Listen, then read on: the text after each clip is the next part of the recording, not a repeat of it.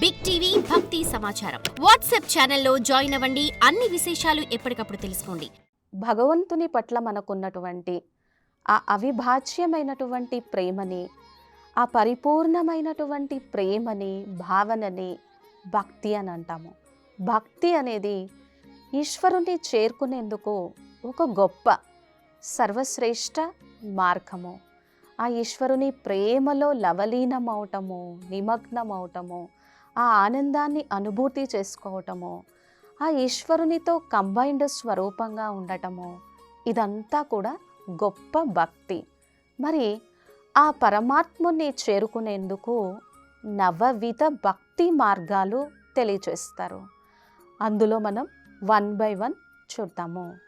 మనకి భగవద్గీతలో కూడా వస్తుంది, మయ్యేవ మన ఆదత్వ మయి బుద్ధిం నివేశయ నివశస్యసి మయ్యేవ అతవూర్ధ్వం నా సంశయ అనగా ఆ కృష్ణం వందే జగద్గురు, ఆ ఈశ్వరుడు పరమాత్మ మనకి ఎలా తెలియచేస్తున్నారు?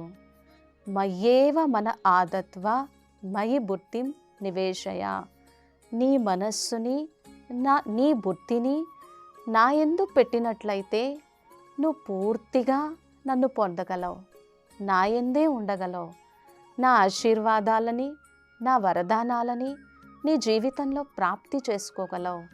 అలాగే నీ కష్టకాలం యందు నన్ను స్మరించిన, స్మృతి చేసిన, వేరే ఇతర అన్యత్ర ఆలోచన లేకుండా హే పరంపిత పరమాత్మ, జగదీశ్వర, ఈశ్వర, సర్వరక్షక, సర్వలోక మహేశ్వర, నీవే ఆధారము అనేటువంటి నిశ్చయ బుద్ధితో పూర్తిగా మనం ఆ ఈశ్వరుని మీద మన మనస్సుని శరణాగతి చేయగలిగితే, సరెండర్ అవ్వగలిగితే, ఆ పరమాత్ముడు కూడా సర్వవేళలా మనల్ని రక్షించేందుకు సిద్ధంగా ఉన్నారు.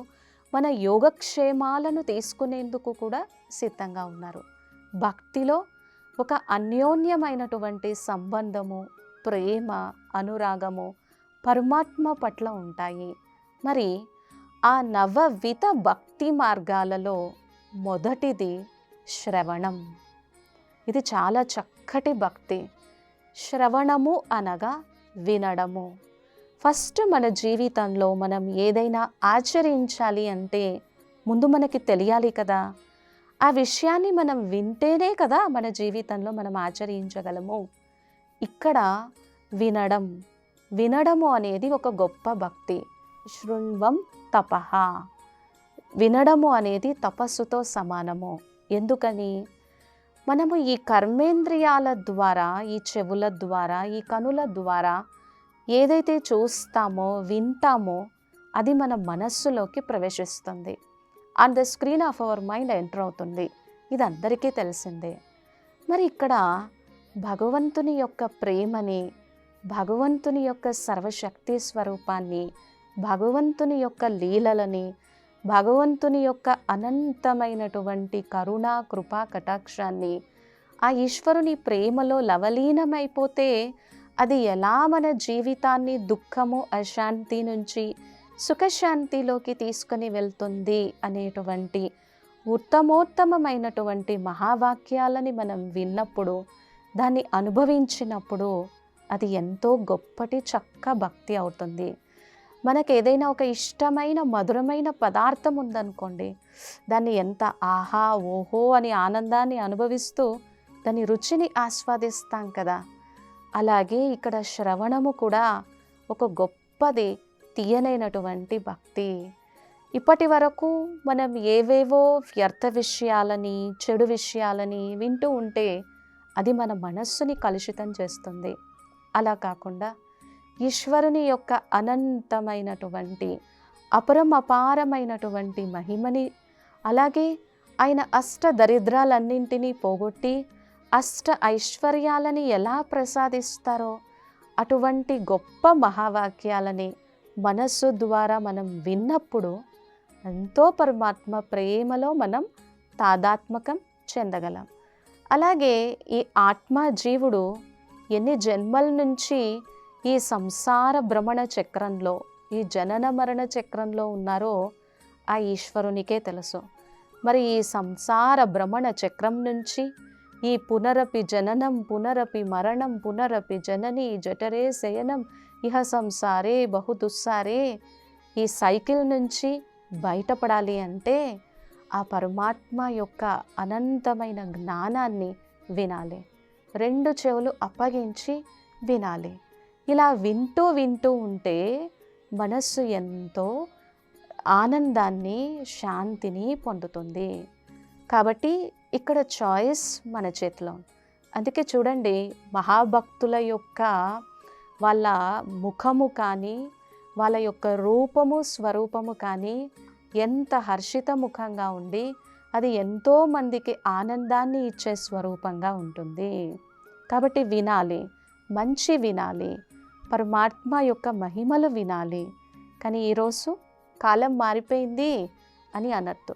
ఏ కాలంలో అయినా, ఏ సందర్భంలో అయినా ఈ దుఃఖ అశాంతి నుంచి రక్షించేవాడు ఈశ్వరుడు ఒక్కడే అని సెల్ఫ్ పరంగా రియలైజ్ అవ్వగలిగితే శ్రవణము మనకు ఒక గొప్ప భక్తిలా పనిచేస్తుంది. ఇక శ్రవణం అయిపోయిన తర్వాత రెండవది వచ్చేసి కీర్తనము. ఈ కీర్తనము గొప్ప భక్తి. ఈరోజు మనుషులతో మనకి ఏదైనా అవసరం ఉంటే వాళ్ళని ఎంత మహిమ చేస్తాం, ఎంత పొగుడతాము. మీ అంతటి వారు లేరని అంటాం. పని అయిపోయిన తర్వాత ముఖం చాటేస్తూ ఉంటారు. ఇలాంటివి ఎన్నో చూస్తూ ఉంటాము. కానీ ఇక్కడ కీర్తనము అంటే ఎంతోమంది గొప్ప మహాభక్తులు, జ్ఞానులు, యోగులు ఆ ఈశ్వరుని యొక్క అనంతమైనటువంటి మహిమని కీర్తిస్తారు. హే సర్వేశ్వర, పరంపిత పరమాత్మ, ఓ జగద్గురు, నీ కారణంగానే నా జీవితంలో ఇంత ఆనందము, ఇంత శాంతి, ఇంత వివేక బుద్ధి ఇవన్నీ కలిగాయి. ఇదంతా నీవిచ్చినటువంటి ప్రభు ప్రసాదమే కదా. నీవే రాకపోతే, నీవే నా జీవితంలోకి ప్రవేశించకపోతే నా జీవితంలో ఉన్నటువంటి అజ్ఞాన అంధకారాన్ని ఎవరు తొలగిస్తారు? హే ప్రభు, ఇదంతా నీ లీల. ఈరోజు నేను ఇంత ఆరోగ్యంగా, ఇంత ఐశ్వర్యంతో ఉన్నాను అనంటే ఇది నీ కరుణా కృపా కటాక్షము. హే పరం పవిత్రతా సాగర్, పవిత్రానాం పవిత్రం యో మంగళానాంచ మంగళం. నీ అంత దివ్య అనుభూతి మహిమ కలిగినటువంటి వారు ఎవరు లేరు అని కొన్ని క్షణాల కోసం ఆ ఈశ్వరుని ప్రేమలో మనం లవలీనం అవ్వగలిగి ఆ సర్వశక్తివంతుణ్ణి కీర్తన చేయగలిగితే అది ఎంత సుఖాన్ని ఇస్తుంది కదా. అందుకే భగవంతుడి కోసం, ఆ పరమేశ్వరుడి కోసం, ఆ ఈశ్వరుడి కోసం ఎలా చెప్తారు అని అంటే, లౌకిక సుఖం అంటే వస్తు పదార్థాల వలన కలిగేటువంటి సుఖం అల్పకాలిక సుఖం. అలౌకిక సుఖం నేను నా స్వరూపం ఏంటో తెలుసుకొని నేను దేహము కాదు, దేహానికి అతీతమైనటువంటి ఆత్మను అనేటువంటి స్థితిలో ఉన్నప్పుడు కలిగేటువంటి సుఖం అలౌకిక సుఖం. కావున పరమాత్మ కోసం ఎలా చెప్తారు అంటే, లౌకిక సుఖాన్ని ఇవ్వాలన్నా, అలౌకిక సుఖాన్ని ఇవ్వాలి అన్నా, పారలౌకిక సుఖాన్ని ఇవ్వాలి అన్నా ఎంతోమంది మహానుభావులు, సిద్ధపురుషులు మోక్షంలో కూడా సుఖం ఉంది అని భావిస్తారు, వైరాగ్యంలో కూడా సుఖం ఉంది అని భావిస్తారు. సో అటువంటి మోక్ష సుఖాన్ని ఇవ్వాలి అన్నా, వైరాగ్య సుఖాన్ని ఇవ్వాలి అన్నా అది పరమాత్మకే సొంతం. హే ఈశ్వర, జగద్గురు, నువ్వు ఈ సృష్టికి వెలుగు, ఈ బ్రహ్మాండానికి రచయిత, ఈ సృష్టిలో ఉన్నటువంటి ఇన్ని అందాలు ఆనందాలను ఇంతమందిని క్రియేట్ చేసినటువంటి వారివి అని ఎంతెంతగా ఈశ్వరుణ్ణి మనం కీర్తిస్తూ ఉంటామో కొన్ని క్షణాల కోసమైనా ఎంత ఆనందం కలుగుతుంది. సో ఇలా కీర్తించడం వలన ఏమవుతుంది? భగవంతుని యొక్క ఉత్తమోత్తమైనటువంటి దివ్య శక్తిని మనం కీర్తించడం వలన అటువంటి చక్కటి అనుభూతిని పొందుతాము. అందుకనే కొంతమంది మహాపురుషుల్ని, దివ్య పురుషుల్ని చూసినప్పుడు వాళ్ళ కర్మేంద్రియాలు కూడా ఎంత శీతలంగా ఉంటాయి. వాళ్ళు ఎంత దూరం వెళ్తే అంతవరకు పవిత్రత ప్రకాశము, దివ్య ప్రకాశము వ్యాపిస్తూ ఉంటుంది. వాళ్ళ వెలుగు, వాళ్ళ చైతన్యము సృష్టికి ఎంతగా ఉపయోగపడుతుంది. కారణం ఆ ఈశ్వరుణ్ణి కీర్తించగా కీర్తించగా వచ్చినటువంటి ఆ సుఖాన్ని, అనుభూతిని వాళ్ళు ఆనందించారు కాబట్టే అది కీర్తనం. ఈరోజు ఏదేదో విషయాలని వింటూ, ఏదేదో విషయాలని మాట్లాడుతూ నా జీవితం ఇంతే అని అనుకునేందుకు బదులుగా ఈ గొప్ప భక్తిలో మనస్సుని లవలీనం చేయగలిగితే అంతకంటే గొప్ప అదృష్టవంతులు ఎవరుంటారు.